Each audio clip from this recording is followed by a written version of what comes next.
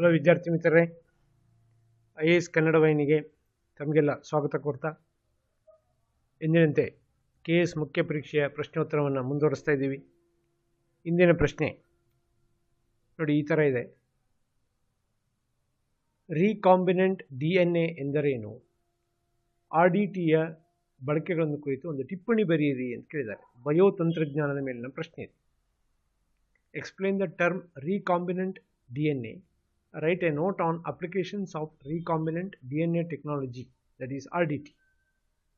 ಸ್ವಲ್ಪ ತಾಂತ್ರಿಕವಾದ ಪ್ರಶ್ನೆ, ಹೀಗಾಗಿ ಉತ್ತರದಲ್ಲೂ ಕೆಲವೊಂದು ತಾಂತ್ರಿಕ ಪದಗಳನ್ನು ಬಳಕೆ ಮಾಡಬೇಕಾಗತ್ತೆ.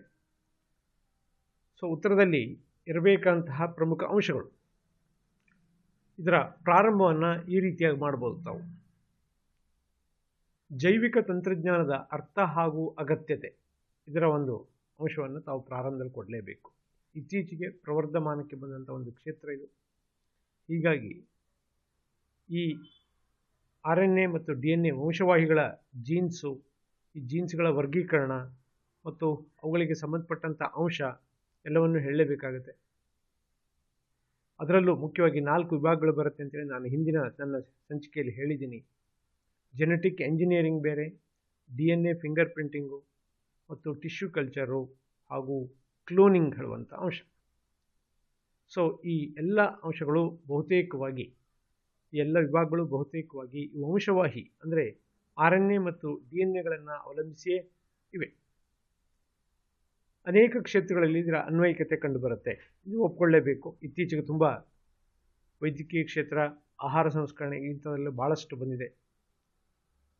ಔಷಧಿ, ಸಸ್ಯ, ಕೃಷಿ ಹಾಗೂ ಚುಚ್ಚುಮದ್ದು, ಲಸಿಕೆ ಇತ್ಯಾದಿ ಕ್ಷೇತ್ರಗಳಲ್ಲೂ ಇವು ಹೆಚ್ಚಾಗಿ ಬಳಕೆ ಆಗ್ತಿವೆ ಹೇಳೋದನ್ನು ಹೇಳ್ಬೋದು. ಇನ್ನು ಉತ್ತರದ ಮುಖ್ಯ ಭಾಗ ನೋಡಿ, ಈ ತಳಿಯಂತ್ರ ವಿದ್ಯೆಯ ಪ್ರಮುಖ ಶಾಖೆ ಅಂದರೆ ಆಲ್ಮೋಸ್ಟ್ ಕ್ಲೋನಿಂಗ್ ಅಂತೇಳಿ ಇಟ್ಕೊಳ್ಬೋದು.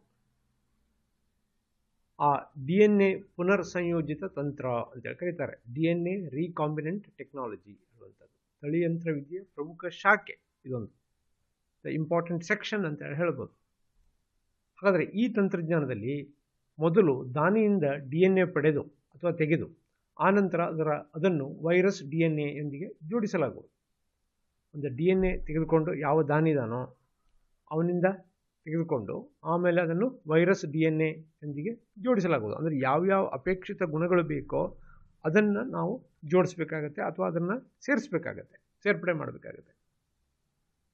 ಆ ನಂತರ ಏನಾಗುತ್ತೆ ಅದು ನೋಡಿ, ಆನುವಂಶಿಕವಾಗಿ ಹಾಗೂ ಮೂಲಭೂತವಾಗಿ ಬದಲಾದಂಥ ಈ ವೈರಸ್ಸು ಪ್ರತಿಗ್ರಾಹಕ ಬ್ಯಾಕ್ಟೀರಿಯಾಕ್ಕೆ ಸೋಂಕುಂಟು ಮಾಡುತ್ತೆ. ಅಂದರೆ ಈ ದೇಹದಲ್ಲಿ ಹೇಗೆ ಒಂದು ವೈರಸ್ ಅಥವಾ ಬ್ಯಾಕ್ಟೀರಿಯಾ ಯಾವ ರೀತಿ ಬದಲಾವಣೆ ಹೊಂದುತ್ತೆ ಹೇಳುವಂಥದ್ದನ್ನು ನಾನು ಇಲ್ಲಿ ಹೇಳಿದ್ದೀನಿ. ಅಂದರೆ ಆನುವಂಶಿಕವಾಗಿ ಮತ್ತು ಮೂಲಭೂತವಾಗಿ ನಾವು ಹೊಸ ಗುಣಗಳನ್ನು ಅಥವಾ ಅಪೇಕ್ಷಿತ ಗುಣಗಳನ್ನು, ಲಕ್ಷಣಗಳನ್ನು ಸೇರ್ಪಡೆಯುವಂಥ ವೈರಸ್ಸು ಪ್ರತಿಗ್ರಾಹಕ ಬ್ಯಾಕ್ಟೀರಿಯಾಕ್ಕೆ ಸೋಂಕುಂಟು ಮಾಡುತ್ತದೆ. ಸೊ ಹೀಗಾಗಿ ತತ್ಪರಿಣಾಮವಾಗಿ ವೈರಸ್ಸಿನ ಆನುವಂಶಿಕ ವಸ್ತು, ಅಂದರೆ ಅದರಲ್ಲಿ ನಾವು ಏನು ಆನುವಂಶಿಕವಾಗಿ ಸೇರಿಸಿದ್ದೀವೋ ಅಥವಾ ಅದರ ಒಂದು ಅಂಶವನ್ನು ಹೊಸದಾಗಿ ಸೇರಿಸ್ಕೊಂಡಿದ್ದೀವೋ ಅದು ರೆಪ್ಲಿಕೇಶನ್ ಗೊಳ್ಳುತ್ತದೆ ಅಂತ ಹೇಳಿ, ಅದರಲ್ಲಿ ನಾನು ಇಲ್ಲಿ ನಕಲುಕರಣ ಅಂತ ಹೇಳಿ ಒಂದು ಪದವನ್ನು ಬಳಸಿದ್ದೇನೆ. ರೆಪ್ಲಿಕೇಶನ್ ಅಂದರೆ ಅದು ನಕಲು ಪ್ರತಿಯಾಗಿ ಉತ್ಪಾದನೆ ಆಗುತ್ತೆ, ನಕಲು ಪ್ರತಿಯಾಗಿ ದೇಹದಲ್ಲಿ ಕಾರ್ಯಾರಂಭ ಮಾಡುತ್ತೆ ಹೇಳುವಂಥ ಅಂಶ. ಸೊ ಇಷ್ಟರ ನಂತರ ಈ ಬ್ಯಾಕ್ಟೀರಿಯಾವು ವಿದೇಶಿ ಹಾಗೂ ವೈರಾಣುವಿನ ಆನುವಂಶಿಕ ಗುಣಗಳನ್ನು ಸಾಕಷ್ಟು ಪ್ರಮಾಣದಲ್ಲಿ ಹೊಂದಿರುತ್ತೆ. ಅಂತಹ ಒಂದು ಬ್ಯಾಕ್ಟೀರಿಯಾ ಈಗ ಫಾರೆನ್ ಅಂದರೆ ಪರಕೀಯ ಅಥವಾ ವಿದೇಶಿ ಅಥವಾ ಅನ್ಯ ಹಾಗೂ ವೈರಾಣುವಿನ ಆನುವಂಶಿಕ ಗುಣಗಳನ್ನು ಸಾಕಷ್ಟು ಪ್ರಮಾಣದಲ್ಲಿ ಹೊಂದಿರೋದರಿಂದ ಅದು ತನ್ನ ನಿಗದಿತ ಕಾರ್ಯಕ್ಕೆ ಅಣಿಗೊಳ್ಳುತ್ತೆ ಅಂತೇಳಿ ಹೇಳ್ಬೋದು. ಹೀಗೆ ಈ ತಂತ್ರಜ್ಞಾನದ ಮೂಲಕ ಅಪೇಕ್ಷಿತ ಸ್ವರೂಪದ DNA ಶ್ರೇಣಿಯನ್ನು ಉತ್ಪಾದಿಸ್ಬೋದು. ಸೀಕ್ವೆನ್ಸ್ ಅದೊಂದು DNAಗಳ ಗುಂಪು, DNAಗಳ ಶ್ರೇಣಿಯನ್ನು ಉತ್ಪಾದಿಸ್ಬೋದು. ಹಾಗೆ ಅದನ್ನು ದೇಹದಲ್ಲಿ ಸ್ಥಳಾಂತರಿಸಬಹುದು. ಸೊ ಈ ಎಲ್ಲ ಅಂಶಗಳು ಯಾವುದಕ್ಕೆ ಸಂಬಂಧಪಟ್ಟಿದ್ದು? RDT ಟೆಕ್ನಾಲಜಿ ಮತ್ತು ಅದರ ಸ್ವರೂಪದ ಬಗ್ಗೆ ಇಟ್ಕೊಂಡಿರುವಂಥದ್ದು. ಇದನ್ನು ತಾವೇನು ಹೇಳ್ಬೋದು, ಉತ್ತರದ ಮುಖ್ಯ ಭಾಗದಲ್ಲಿ ಈ ರೀತಿಯಾಗಿದೆ, ಹೀಗಿದೆ ಅಂತೇಳಿ ಹೇಳ್ಬೋದು. ನೆಕ್ಸ್ಟು ಇದರ ಉಪಯೋಗಗಳು, RDT ತಂತ್ರಜ್ಞಾನ, ಯಾಕಂದರೆ ಟಿಪ್ಪಣಿ ಬರೆಯಿರಿ ಅಂತ ಹೇಳಿದ್ದಾನೆ. ಸೊ ಹೀಗಾಗಿ ತಾವು ಉತ್ತರದಲ್ಲಿ ಇದನ್ನು ಕೆಲವಷ್ಟನ್ನು ವಿಷಯಗಳನ್ನು ಸೇರಿಸ್ಕೊಳ್ಳಿಕ್ಕೆ ಅನುಕೂಲ ಆಗುತ್ತೆ. ಇದರ ಉಪಯೋಗಗಳು ಯಾವ್ಯಾವುದು? ಭ್ರೂಣ ವೀಕ್ಷಣೆ ಮಾಡುವಿಕೆ, ಸ್ಕ್ಯಾನಿಂಗ್ ಅದನ್ನು ಮಾಡ್ಬೋದು, ಪ್ರೀನಟಲ್ ಸ್ಕ್ಯಾನಿಂಗ್ ಹೇಳುವಂಥ ಅಂಶ. ಅಥವಾ ಭ್ರೂಣದಲ್ಲಿ ಯಾವ ಥರ ಇದಾಗಿದೆ, ಅನುವಂಶಿಕ ಗುಣಗಳು ಬಂದಿವೆ ಹೇಳೋದನ್ನು ತಾವು ತಿಳ್ಕೊಳ್ಬೋದು. ಇನ್ನು ಕ್ಯಾನ್ಸರ್, ಮಧುಮೇಹ ಮುಂತಾದ ಅನುವಂಶಿಕ ರೋಗಗಳಿಗೆ ಕಾರಣವಾದ ಜೀನ್ಸ್ ತಮ್ಮ ಪರಂಪರಾಗತ ಗುಣಗಳನ್ನು ಮುಂದುವರಿಸಂತೆ ನೋಡಿಕೊಳ್ಳುವಿಕೆ. ನೋಡಿ, ಈ ಕೆಲವೊಂದು ಜೀನ್ಸ್ಗಳು ತಾವು ಏನು ಹೊತ್ತು ಇರುತ್ತೋ ಅಥವಾ ತಮ್ಮಲ್ಲಿ ಏನಿರುತ್ತೋ ಅದನ್ನು ಹಾಗೆ ತಲೆಮಾರುಗಳಿಗೆ ಅವು ಹಸ್ತಾಂತರಗೊಳಿಸುತ್ತೆ.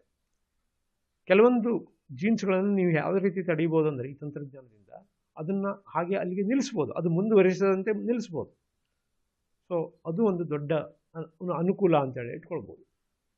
ಇನ್ನು ಕೃಷಿ ಬೆಳೆ ಹಾಗೂ ಪ್ರಾಣಿಗಳ ವೈವಿಧ್ಯತೆ ಮತ್ತು ಪ್ರಬುದ್ಧತೆಯನ್ನು ಹೆಚ್ಚಿಸುವಿಕೆ, ಅಂದರೆ ಸುಧಾರಿತ ರೂಪದಲ್ಲಿ ಮಾಡುವಂಥದ್ದು, ಕೃಷಿ ಬೆಳೆಯನ್ನು ಸುಧಾರಿತ ರೂಪದಲ್ಲಿ ತರುವಂಥದ್ದು, ಅಂದರೆ ಅದರ ವೈವಿಧ್ಯತೆಯನ್ನು ಹೆಚ್ಚಿಸುವಂಥದ್ದು, ಪ್ರಾಣಿಗಳ ವೈವಿಧ್ಯತೆಯನ್ನು ಹೆಚ್ಚಿಸುವಂಥದ್ದು, ಹಾಗೂ ಅವುಗಳ ಮ್ಯಾಚುರಿಟಿ ಅಂದರೆ ಒಟ್ಟಾರೆ ಅಂದ ಚಂದ ಇರ್ಬೋದು ಅಥವಾ ಉಳಿದ ಗುಣಗಳೇ ಇರ್ಬೋದು ಅದನ್ನು ಹೆಚ್ಚಿಸ್ಬೋದು. ಅದಕ್ಕೆ ನಾವೇನು ಹೇಳ್ತೀವಿ, ಪ್ರಬುದ್ಧತೆಯನ್ನು ಹೆಚ್ಚಿಸುವಿಕೆ ಅಂತೇಳಿ ಕರಿತೀವಿ. ಸೊ ಇದು ಉತ್ತರದ ಮುಖ್ಯ ಭಾಗವಾಗಿ ತಾವಿಟ್ಕೊಳ್ಬೋದು. ಇನ್ನು ಉತ್ತರದ ಅಂತ್ಯ, RDT ತಂತ್ರಜ್ಞಾನವು ಬಹುಪಯೋಗಿ ಹಾಗೂ ಇತ್ತೀಚೆಗೆ ಅದೊಂದು ಪ್ರವರ್ಧಮಾನಕ್ಕೆ ಬರುತ್ತಿರುವಂಥ ಕ್ಷೇತ್ರ. ಅದರಲ್ಲೂ ಮುಖ್ಯವಾಗಿ ತಾವು ಭಾರತದಲ್ಲಿ ಹೆಸರಿಸ್ಬೋದು, ಉಲ್ಲೇಖ ಮಾಡ್ಬೋದು.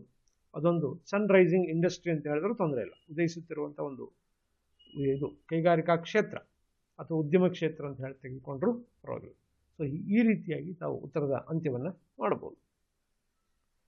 ಸೊ ಮುಂದಿನ ಪ್ರಶ್ನೆಯೊಂದಿಗೆ ಭೇಟಿಯಾಗೋಣ. ನಮಸ್ಕಾರ.